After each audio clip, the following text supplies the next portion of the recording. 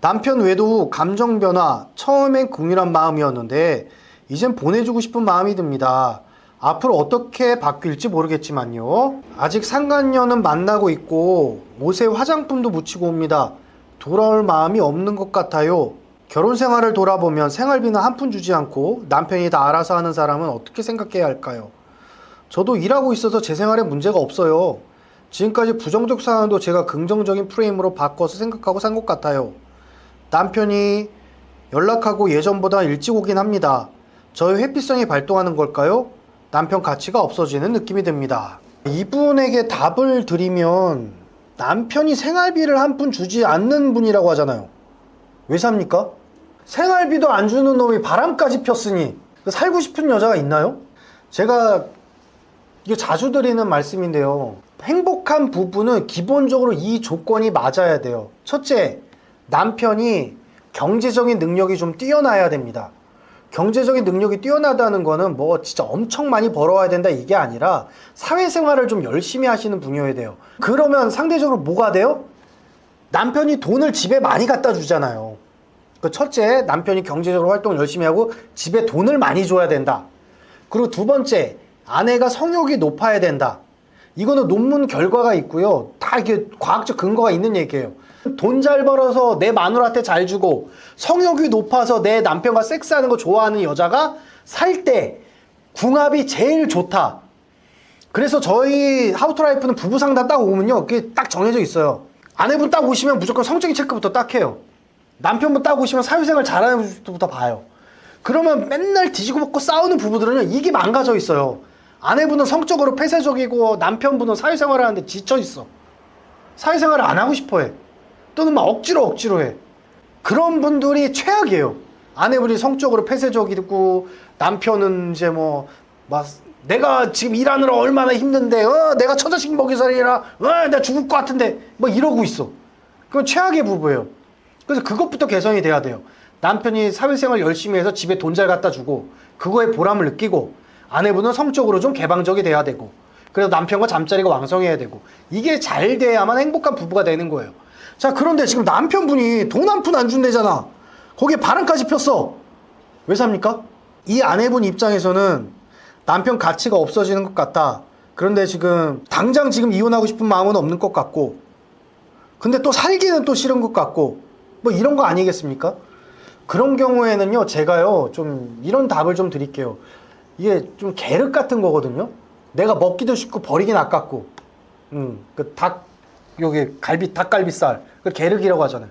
예, 살 하나도 없고 뼈에 막 그런 거 먹지도 못하고 버리기는 아깝고 막 이런 것들. 지금 이 아내분 입장에서 남편은 계륵 같아요. 이런 경우에는요, 제일 좋은 방법이 좀 비교를 해보세요.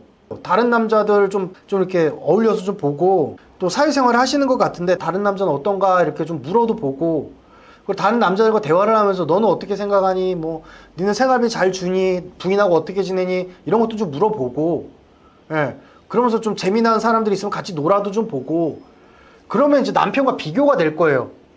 그러면 아이고 이 불쌍한 남편 내가 데리고 살아야지 이렇게 마음이 딱 쓰거나 아니면은 버려야겠다 이렇게 되거나 둘 중에 하나를 결정하십시오. 그래서 비교하는 과정이 좀 필요하실 것 같아요. 비교를 하시면서 좀 내 남편이 데리고 살만한 남잔가 그러면 이제 또 사는 거죠. 대신 이제 생활비는 받아내야 될 거 아닙니까? 생활비를 받아내는 능력은 그것만 좀 높이시면 되는 거지. 예, 내가 남편한테 생활비 뜯어내는 능력을 좀 높인다. 아니면은 내가 다른 남자랑 비교를 해보니까 남편 살 사람 아니야. 아유, 내가 남자 잘못 만났어. 그러면 하루라도 빨리 이혼한다. 예, 이렇게 좀 비교 분석을 좀 해보면 남편에 대한 마음이 이게 좀 가라앉습니다. 예, 비교를 해보면. 이혼을 고민하신 분들은 그게 꼭 좀 필요해요. 사실은 이게 현실적이죠. 건망증과 덜렁대는 성격 고치고 싶어요. 남편과 막내 신우가 제가 너무 착해서 바보 같대요. 이혼하지 않고 지금까지와는 다르게 살아보고 싶습니다. 남자들에게는 책임은 사랑이 아닌가요? 이건 질문이 두 가지 같아요. 일단은 첫째로 건망증과 덜렁대는 성격을 고치고 싶다. 그게 첫 번째 질문 같고, 두 번째 질문은 남자들에게는 책임은 사랑이 아닌가요? 라고 이제 하는 질문인데, 일단 첫째로 건망증과 덜렁대는 성격 고치는 방법부터 말씀드리겠습니다.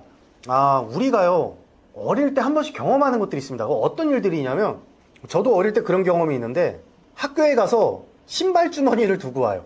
예. 신발 주머니를 들고 집에 와야 되는데, 그걸 두고 와. 또는, 저희들 어릴 때는 다 도시락 싸고 다니지 않았습니까? 도시락을 싸고 와서 도시락 가방을 학교에 두고 오는 거예요. 덜렁덜렁. 네. 그렇죠?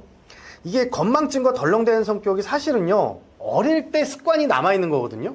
그러면 이제 내가 아직 어린 아이의 습관이 발달돼서 어른의 습관으로 가지 못했다. 이렇게 생각하시면 됩니다. 애들은 다 막 이렇게 까먹어요. 엄마가, 야, 너 몇 시까지 숙제다? 그러면 네 하고 놀다가 잊어먹어. 네. 너 이거 책 꼭 챙겨가. 이렇게 몇 번 얘기해도 네 하고 꼭 또 잊어먹어요. 어린아이들이 그래요. 어린아이들이. 내가 건망증과 덜렁대는 성격이 있다? 그거는 아직 어린아이의 습관을 가지고 있다라고 생각하시면 되고요.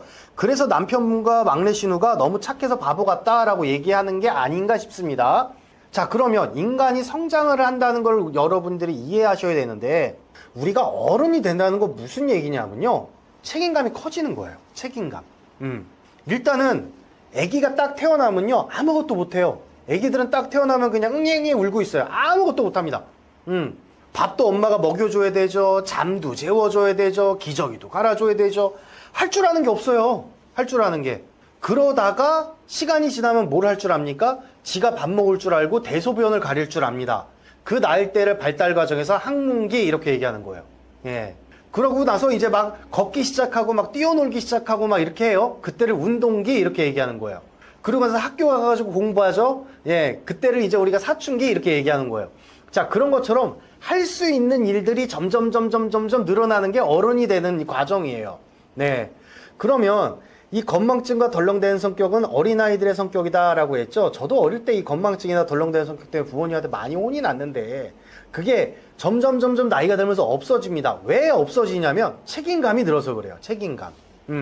내가 해낸다.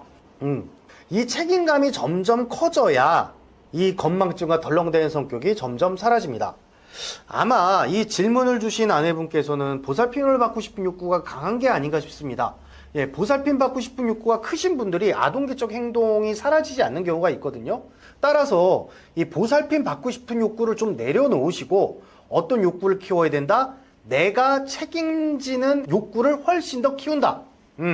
내가 무엇까지 책임질 수 있느냐가 어른이 되어가고 더 위대한 사람이 되는 과정이다. 그런 건망증과 덜렁대는 성격은 점점 다 사라집니다.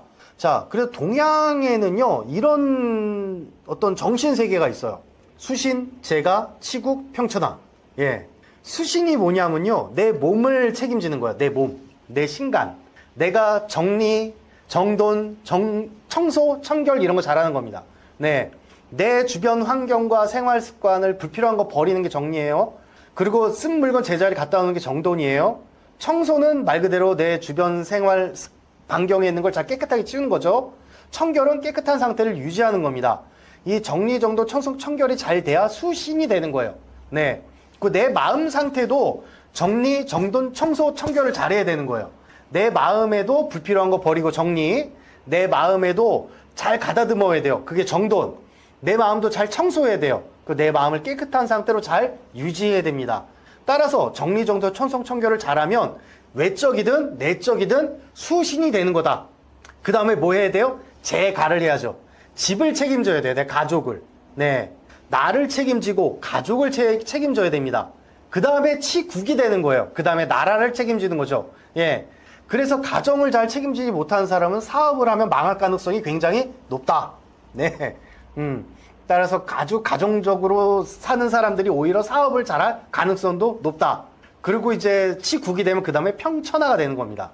수신, 재가, 치국, 평천하. 이렇게 책임감의 크기가 커지면서 점점 위대한 사람이 되는 겁니다. 네.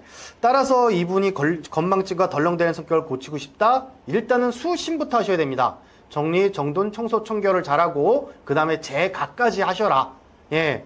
그러면 남편이 너무 착해서 바보 같대요. 이 소리는 못 하겠죠? 네. 내가 수신을 잘해. 그리고 재가까지 해. 내가 내 몸도 잘 지키고 내 마음도 잘 지켜. 그리고 내 가정도 내가 책임져. 이거 네 가정 내 거야. 내가 지켜낼 거야. 내 가정에 어떤 위협이 발생하면 내가 다 처리할 거야. 우리 가족에 힘든 일이 있어. 내가 다 처리할 거야. 그 남편이 당신 바보 같아. 이 소리 못 하겠죠. 네, 일단 여기까지 본인이 성장하겠다라함을 먹고 책임감을 키우셔야 건망증과 덜렁대는 성격이 사라집니다. 자, 그리고 두 번째 질문인데요. 남자들에게는 책임은 사랑이 아닌가요? 라고 이제 이야기하셨는데, 사랑이라고 하는 그 종류는 여러 가지가 있어요. 사랑이라고 하는 종류는 여러 가지가 있죠. 일단은 이제 부모 자식 간의 사랑도 사랑이에요. 내가 부모를 사랑하는 마음, 부모가 나를 사랑하는 마음, 또 친구 간의 우정도 일종의 사랑이죠. 친구 간의 우정도 사랑입니다. 또 내가 동물 키울 때, 애완동물 키울 때 하는 사랑도 그 사랑이죠. 그리고 남녀 간의 사랑도 사랑이에요. 남녀 간의 사랑. 그리고 부부 간의 사랑도 사랑입니다. 부부 간의 사랑. 자, 그래서 이분이 남자들에게는 책임은 사랑이 아닌가요? 라고 질문하신 그 의도는 우리 남편은 저를 책임지지 않으려는 것 같아요. 그래서 우리 남편은 저를 사랑하지 않는 것 같아요. 라고 생각하시는 것 같아요. 자, 그럼 역설적으로 내가 내 남편과 가정은 책임질 수 있습니까?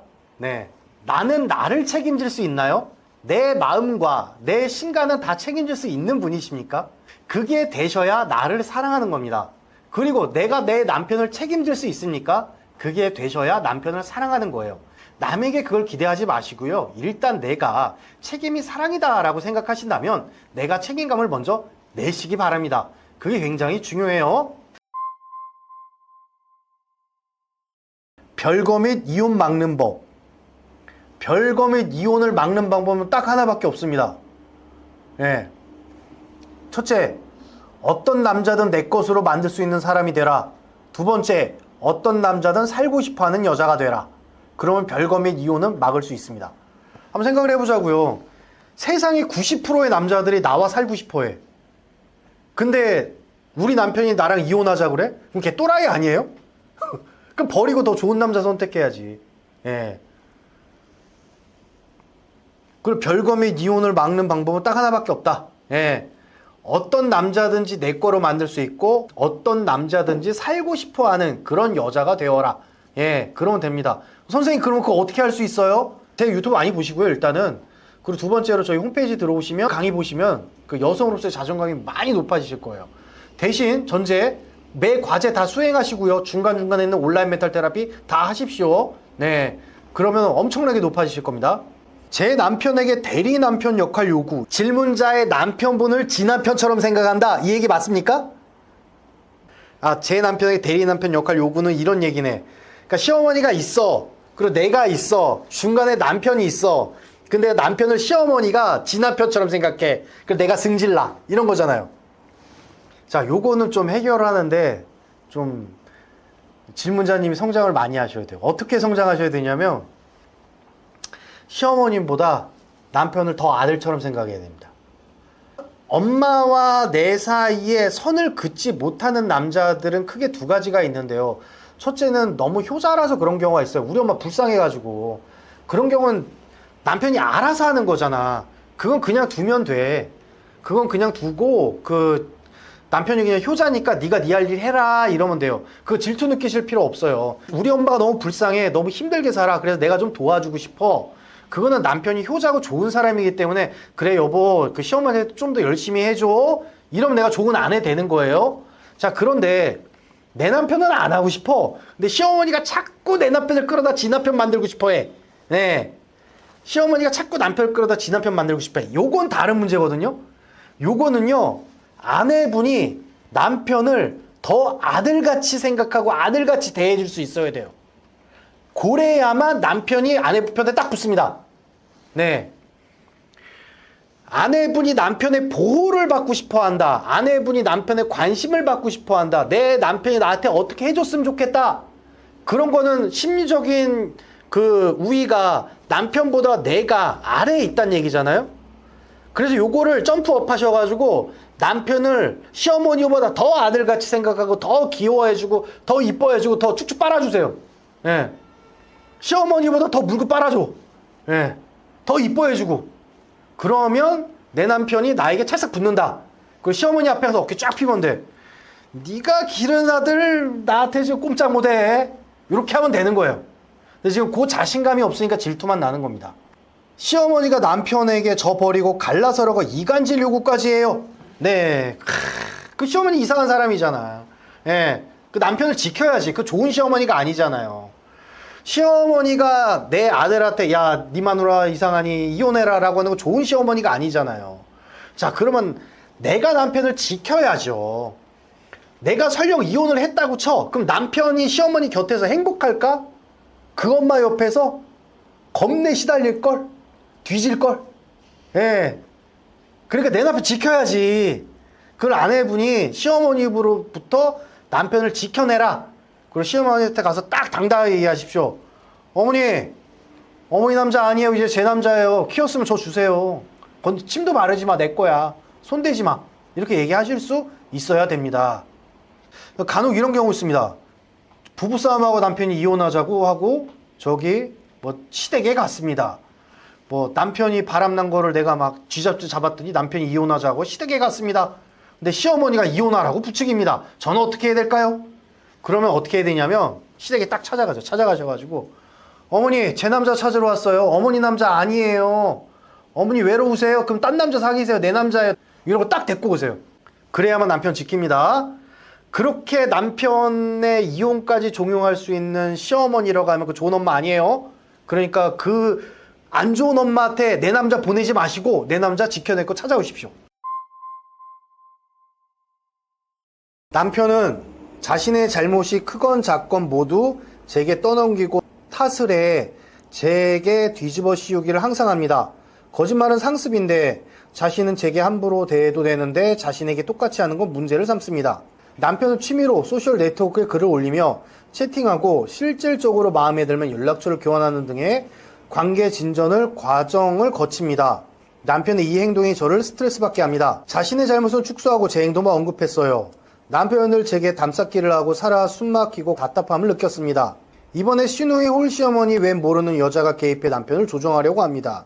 아들 자식이 저희 집에 가는 건 아닌지 타국에 계신 시엄마가 남편에게 전화해 신신당부합니다.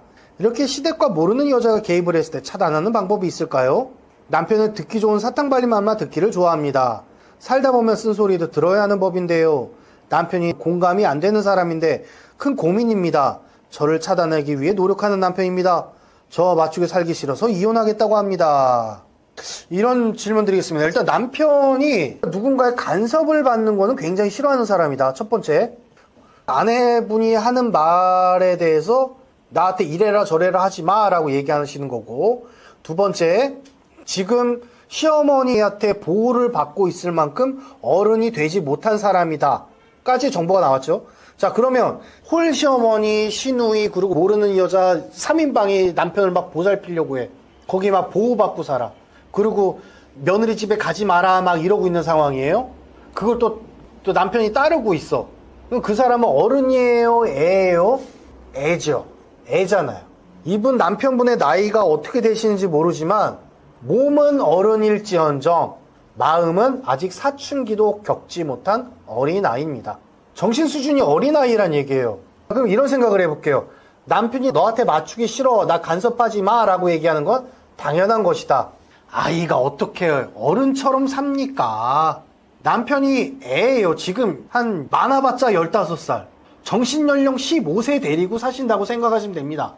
근데 15살짜리 애한테 네가 내 남편 노릇해라, 네가 내 아이들의 아빠 노릇해라, 이런 그 15살짜리 남자애가 성질이 나요 안 나요? 성질 나지. 성질 나는 거예요. 남편이 사탕 발린 말만 듣기를 좋아합니다. 애니까. 쓴소리 듣기 싫어합니다. 애니까요. 공감 안 됩니다. 애니까요.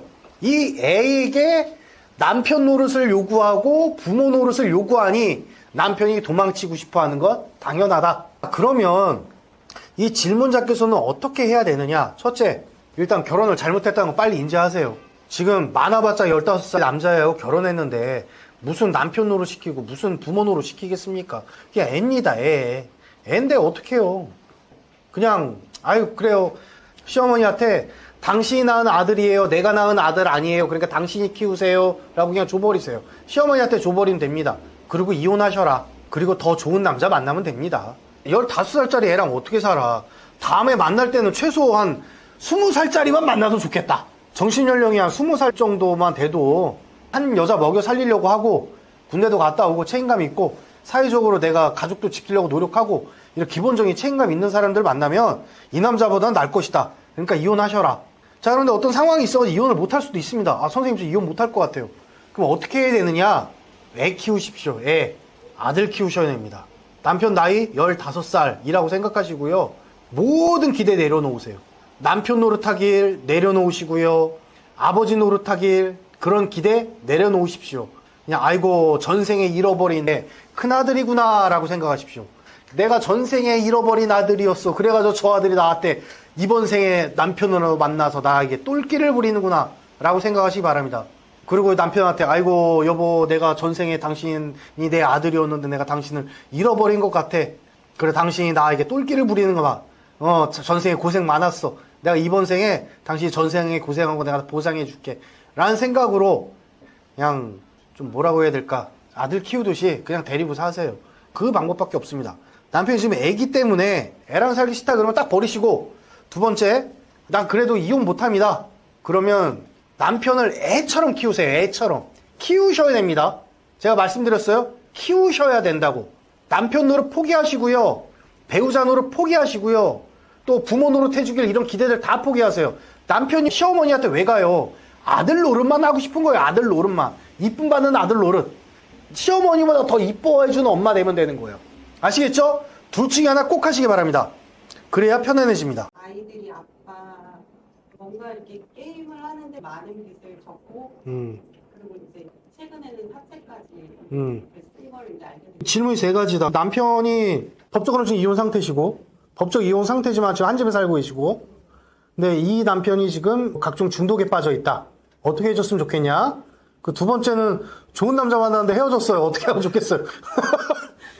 세 번째 이제 애들과의 관계예요. 그죠? 자, 일단 그 남편과의 관계부터 좀 말씀 좀 드리겠습니다. 그 중독센터에 가면요, 기본적으로 중독 자치료를 하려면 같이 애착 관계에 있는 사람 심리 치료부터 먼저 돼야 돼요.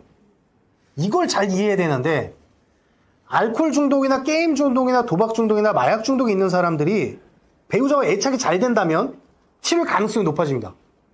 근데 애착이 안 되잖아요. 그러면은 이거 치료 안 돼요. 예를 들어 이런 거예요. 제가 이제 알코올 중독이 있는데 알코올 중독 치료센터에 가서 심리 치료를 받으려고 그러는데, 제 선생님이 마음에 들어가지고 치료를 열심히 받았단 말이에요. 그러고 나서 이제 부인한테 간 거예요. 여보, 나 오늘부터 알코올 중독 심리 치료 받으려고 되게 노력했고 AA라고 하는 그런 모임에도 나가서, 그 갱생 모임에 나가서 내가 열심히 노력하고 있어. 근데 부인이 며칠이 나가나 보자. 술 끊을까 안 끊을까. 그래서 배우자의 상담이 우선시 돼야 돼요. 왜냐면 기본적으로 중독이 있다는 건요, 관계 중독이라고 하는 메커니즘으로 볼 때 회피성 관계 중독이라고 얘기를 해요. 인간과 인간이 애착을 해야 되는데 잘못된 애착 패턴 5가지가 있습니다. 첫째가 복종, 두 번째가 통제, 세 번째가 회피, 네 번째가 자기 부조, 마지막에 5번째가 낮은 자신감 그 관계 중독이라고 그러는데, 그 중에 회피형 관계 중독인 사람이 사람 말고 물질이나 다른 것에 애착을 해요. 그게 술이고 마약이고 뭐 이런 것들이에요. 동물 실험이라든가 추적 연구 관계 통계에서 다 나왔어요. 애착이 잘 되는 사람들은 물질 중독에 안 빠집니다. 곰곰이 생각해보세요. 여러분들 주변에 이렇게 애기들 이렇게 키우고 어릴 때 얘기 들으면서 엄마 아빠한테 사랑 되게 많이 받고 크고 엄마 아빠 껌딱지였던 애들 있어. 걔네들 중독이 잘 안 빠진다? 담배도 안 피고 술도 안 마셔요. 제 처남이 어릴 때부터 그 장모님 껌딱지였대요. 술, 담배 안 해요. 그런 것처럼 이제 물질 중독 그런 거랑 상당히 관련이 있어요. 그래서 왜 배우자의 심리치료가 먼저 돼야 되냐면, 그들이 가지고 있는 외로움이나 정서적인 스트레스를 푸는 방법들이 게임, 술, 담배, 도박 이런 것밖에 없는 거예요. 그러면 이 정서적인 스트레스를 푸는 방법이 애착 대상으로 가야 된다는 얘기예요. 그러면 어떻게 돼요? 일단 받아줄 준비가 돼 있어야 돼요. 받아줄 준비. 내 배우자가 나한테 징징거릴 걸 받아줄 준비가 되어 있어야 됩니다. 징징거릴 걸 받아줄 준비가 딱 되어 있어야 돼요. 그 상태에서 배우자가 치료를 받으면서 내 품 안으로 조금씩 들어오는 거예요. 그러면서 이제 치료가 되는 거예요. 근데 나는 준비가 안 돼 있어. 그럼 이 사람 누구한테 애착해야 돼? 다시 술, 제일 편한 게. 다시 도박, 다시 마약. 이렇게 가는 거예요. 편하잖아. 빠르잖아. 아니면 두 번째 방법이 이 사람이 치료받으면서 이 사람도 따로 떨어져 사는 거예요. 다른 애착 대상을 찾아가는 거죠. 그게 이제 바람나는 거. 자, 들어보세요. 일단 그게 되어야 돼요. 합칠 생각이 근데 없다. 그러면은 집을 빨리 분리를 하십시오.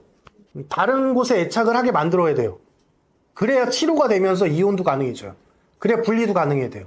다시 말씀드리면 각종 중독은 회피형 관계 중독이에요. 회피한다는 건 정서적인 충족감을 인간으로부터 느끼지 않으려고 하는 마음이 있기 때문이에요. 그러니까 술 취해서 그 해롱해롱되는 느낌, 이 느낌을 사람으로부터 받아야 되는데 사람으로부터 받지 않고 다른 것으로부터 받는 거예요. 그래서 그런 각종 물질 중독은 물질로부터 그런 해롱되는 그 쾌락의 즐거움을 인간으로부터 받게 되면서 치유가 일어나는데, 그래서 보통 배우자 상담이 우선돼야 됩니다. 자, 그런데 나는 이 남편과 다시 살 생각이 없어요 라고 하신다면은 그냥 여기 보내시고 다른 여자한테 애착하게 만들어야 돼요. 다른 여자에게. 그렇게 돼야 이제 치유가 이루어지는 거예요. 이해되셨죠? 자, 그리고 두 번째, 아까 남자 문제 얘기하셨잖아. 남자를 왜 헤어지셨다고요? 제 생각에는 사소한 걸로 헤어진 게 아니라 헤어지지 않을 만큼 끈적하지 못해서 그렇습니다. 왜 그 본드, 강력 본드로 벽에 이렇게 딱 붙여놓으면 태풍이 불어도 안 떨어지죠. 근데 바풀로 이렇게 딱 붙여놔봐요. 어떻게 돼요? 사소한 것에도 떨어져 나가요. 그래서 사소한 걸로 헤어지는 이유는 그만큼 접착력이 떨어지기 때문이에요. 둘 사이에. 다른 좋은 분을 만나거나 또는 그분을 다시 만나게 되더라도 접착력을 높여야 돼요. 그럼 접착력은 뭐로 높이냐? 저희 홈페이지에 들어오시면 끝내주는 여자 되는 법이란 강의가 있어요. 그거 들어보세요. 접착력은 보통 이제 두 가지로 높아집니다. 첫째, 저 사람의 몸을 내 몸으로 얼마나 품을 수 있느냐. 이게 성관계 얘기하는 거죠. 저 사람의 몸을 얼마나 내 몸 속에 넣을 수 있겠냐. 그리고 두 번째, 저 사람의 마음을 얼마나 내 마음 속에 넣을 수 있겠냐. 이게 두 가지가 다 돼야 접착력이 높아져요. 그리고 아내분은 접착력이 낮으셨을 거예요. 원래가. 접착력이 낮았기 때문에 전 남편도 중독에 쉽게 빠졌던 겁니다. 중독 있으신 분들이 장점이 있습니다. 그 사람들이 그 에너지를 다른 곳으로 딱 틀면은 그 몰입력이 굉장히 높아져요. 그래서 그게 공부라든가 일적으로 이게 쫙 풀리기 시작하면 몰입감이 엄청 높아지면서 성과가 굉장히 잘 나와요. 근데 그 정서적인 충족감을 아내분으로부터 느끼지 못했고, 그래서 중독에 더 깊게 빠지게 된 게 아닌가. 근데 그거를 내가 해결해주고 싶지 않다라고 한다면 그분은 치유를 받으시고 다른 분한테 애착하면 되고, 근데 나는 또 이런 거 반복하면 안 되잖아. 그래서 접착력이 좋은 여자가 되셔야 돼. 그래야 사소한 일로 안 떨어지는 거예요. 접착력이 좋아요. 그러니까 접착력을 높이는 방법은 그 사람의 몸이 내 몸 안에 들어오는 게 좋아야 되고, 그 사람의 마음이 내 마음 속에 들어오는 게 좋아야 돼요. 이 즐거움이 크면 클수록 접착력이 좋은 거예요. 아시겠죠? 그리고 아이들 문제는요, 엄마가 잘 살면 됩니다. 만약에 이혼하시고 나서 엄마가 힘들어하면 아이들도 상처거든? 이혼하고 나서 엄마가 행복해. 막 너무 막 웃고 살아 맨날. 그리고 엄마하고 애들은 사이도 더 좋아졌어. 큰애, 작은애, 그리고 나하고 사이가 더 좋아졌어. 그러면 애들이 야, 엄마 이혼 진짜 잘했다 이러겠지. 근데 이혼하고 엄마가 힘드니까 애들한테 미안한 거지. 이혼하고 뭐 엄마가 너무너무 행복하고, 이혼하고 엄마가 너무너무 웃고 살고, 애들하고 사이도 더 좋아지고, 그러면 이제 애들도 엄마 이혼 진짜 잘한 것 같아. 이렇게 되는 거죠. 아셨죠?